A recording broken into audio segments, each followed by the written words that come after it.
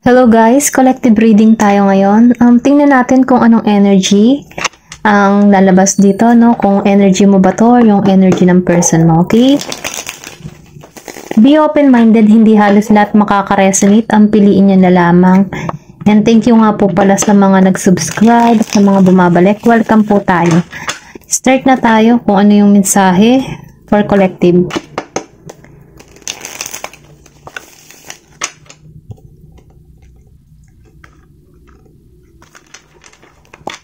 Give me the message for collective, please. Okay, meron ka ditong Ace of Cups. Then, meron ka ditong Eight of Cups reverse. Give me the message for collective, please. Then, meron ka ditong Four of Pentacles reverse. Then, nakikita ko rin dito ng Ace of Pentacles. Meron kang person na Scorpio, Cancer, and Pisces. Then Virgo, Capricorn, and Taurus. Meron ka din ditong Gemini, Aquarius, and Libra. Ten of Swords, reverse. Give me the message. Meron ka ditong Knight of Cups. Reverse. Excuse me.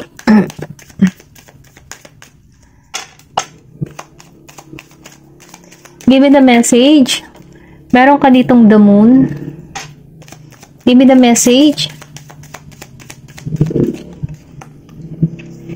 Then, meron ka ditong Three of Swords. Okay?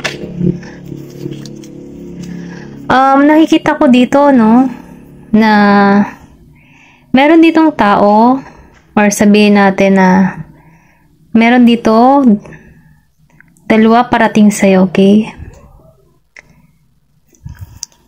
Ito lang yung na-channel ko dito. Dalawang person yung parating sa'yo. Meron ditong new and past. Okay? Nakikitaan ko dito kasi na yung person mo, no, kumbaga, gusto nito mag-offer muli ng new love. Kumbaga, nakitaan ko rito na nagkakaroon na to ng realization, ano. Kaya lang, nakikitaan niya rin kasi na ikaw ay may pagbabagong nagaganap, ano. Nakikitaan ko dito, no, may masakit na nangyari sa'yo. Kumbaga, kabiguan, ano. Kumbaga, meron ditong nasaktan, binigyan ng pasakit, binetray, or sabihin natin na may ginusting or inalisan, ano, na kahit nai-offer mo na lahat sa tao nito, iniwan at iniwan pa din. Ganon. Ganon yung energy, ano. Kumbaga, hindi ka sinuklian ng pagmamahal. Hindi ka itunuring ng patas. Kumbaga, iniwan ka ng duguan. Okay? Pero ganon pa man, ano. Kahit may mga ganon pangyayari sa'yo, nakikita ko dito na nakaka-move on ka na, okay? Kumbaga, naaalisan mo na tong mga masasakit na pangyayari na dumarating sa iyong buhay, okay? Then, nakikita ko rin kasi yung person mo dito, nag-iisip, okay? Nag-iisip siya. Hindi siya makagawa ng pagkilos or hakbang patungo sa'yo. Pero gusto niya dalhin tong cups para sa'yo, no? Kaya lang, nagtatalo lang tong isip at puso nito, pero ito yung gusto niya mangyari. Kung makikita mo, dala-dala yung cups, then meron ditong offer na cups. Gusto niyang bigyan ka ng umapaw na pagmamahal, bumawi, no? Dahil sa mga atraso or ginawa niya sa'yo. Kasi nakikitaan ko rin kasi itong tao na ito na nagkakaroon na to ng kaliwanagan. Maybe dahil meron ka ditong bago, no? Or pwede rin sabihin na meron ka ngayong tawag dito, meron ka dito ngayon ini-entertain or sabihin natin na may new person ka muli na masasabihin natin na offer talaga yung pagmamahalang ibinibigay ng tao na ito, okay? Ito lang yung nakikita ko, may balance. Pero ganun pa man, ano, itong person mo na gusto mag-aling sa'yo ng cups, punuin, bumawi muli sa'yo. Nag-iisip to, mabagal yung kanyang ginagawang hakbang. Kasi, mabagal yung kanyang ginagawang hakbang kasi alam niya yung iniwan niyang marka or sakit ng kahapon na iniwan niya sa'yo. Mayroon tong hiya, okay? Ito lang yung nafe-feel ko.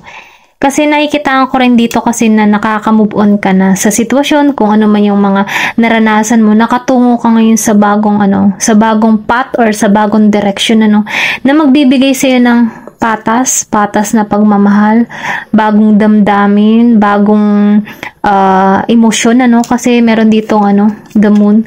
Kumbaga itong person ng new person mo, na meron ditong equal give and take, nagbibigay siya ng patas na emosyon para sa'yo, na yun na yung gusto mo, yung merong malalim na connection. Kasi nakikitaan ko rin dito kasi na na inaalisan mo na yung person mo, okay? Kumbaga nakatuon ka sa magandang kinabukasan.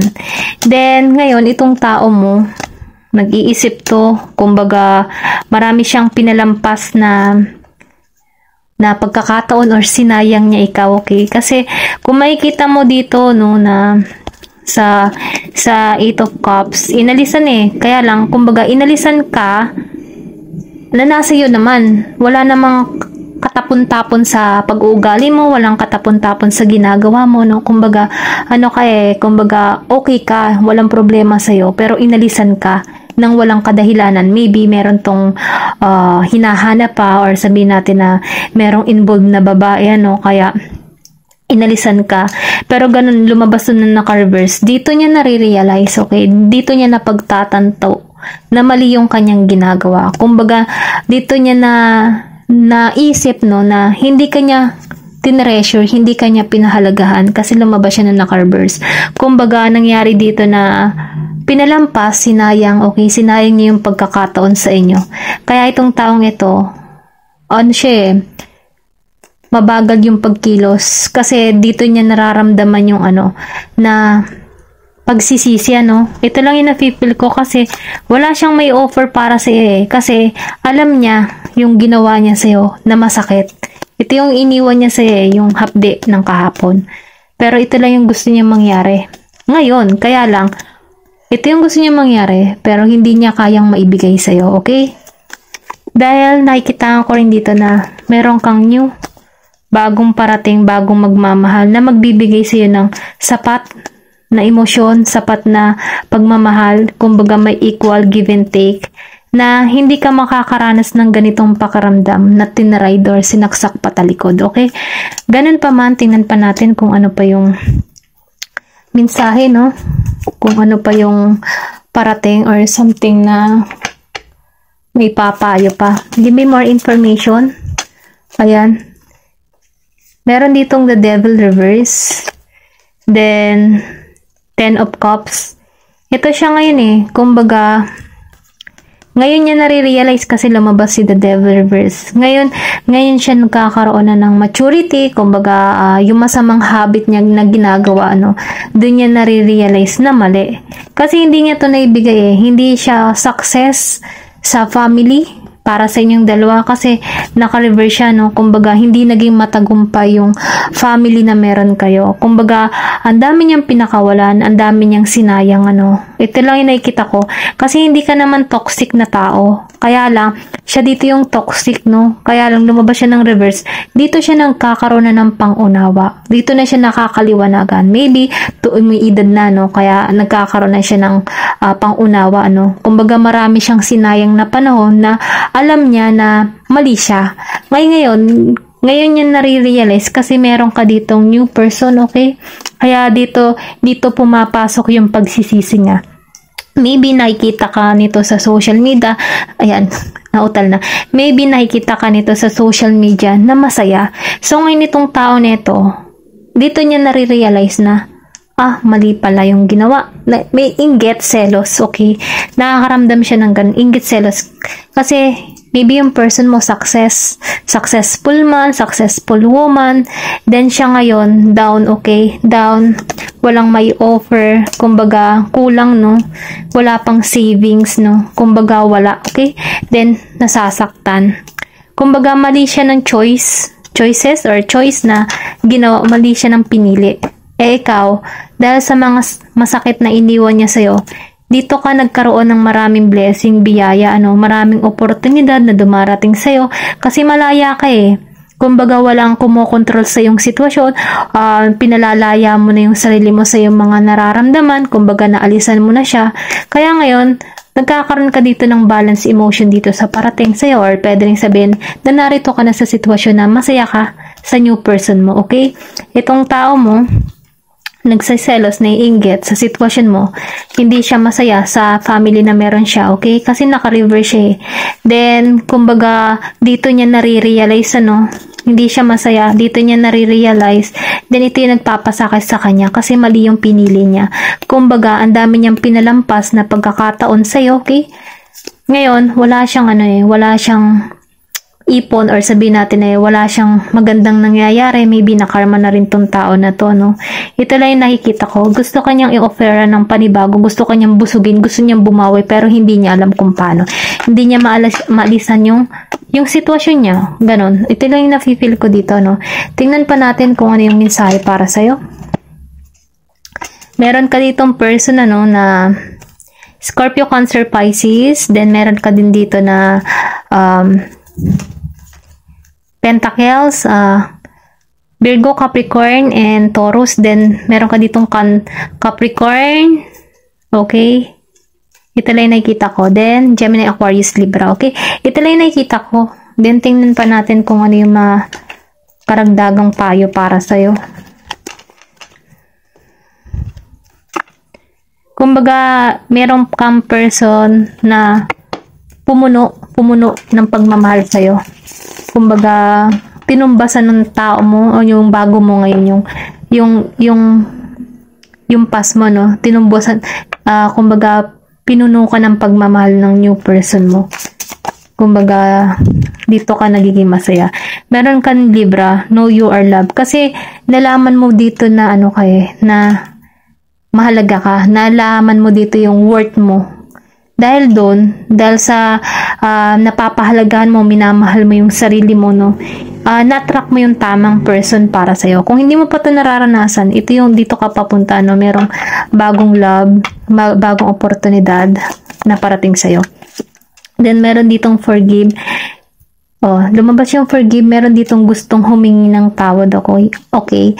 Yung past person mo, gustong humingi ng tawad sa'yo. Kasi may pagsisisi siya eh. Kumbaga, marami siyang nasayang na pagkakataon. Kaya lang, magsisi man siya, huli na. Okay? Ito lang yung nakikita ko. Then, meron ka ditong go wild. Kumbaga, meron ka na ditong lakas ng loob, May Leo kang person. Kumbaga, may tapang at lakas ng loob ka. Then, nakita ko rin dito kasi na naboost yung self-confidence mo, yung tapang mo, kumbaga, lumakas ang loob mo dito nung makawala ka kasi nakita mo ulit yung halaga mo eh. Then, meron ka ditong, believe in your good luck. Kumbaga, sa guitarist, meron kang Pisces, Libra, Leo, and Sagittarius. Then, meron ka rin ditong Leo na person. Nakikita ko dito kasi na, na nagikang nagpatawad ka, minahal mo yung sarili mo, hinayaan mo, Kumbaga, naniniwala ka na may swerteng darating sa'yo. Then, mas natuto kang manahimik, mas natuto kang makiramdam sa sitwasyon na meron ka.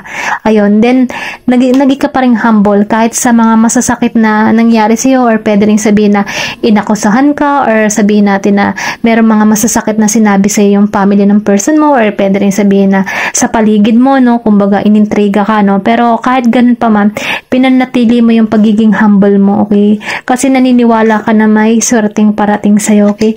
Then, mas nanahimik ka at mas nakiramdam ka sa sitwasyon. Kumbaga, sa pananahimik mo, dun ka nagkakaroon ng tagumpay, okay? Then, nakikita ko rin dito na nagkaroon ka ng balanse sa para sa iyong sarili, okay? Ito lang yung nakikita ko, Thank you for watching and love and peace.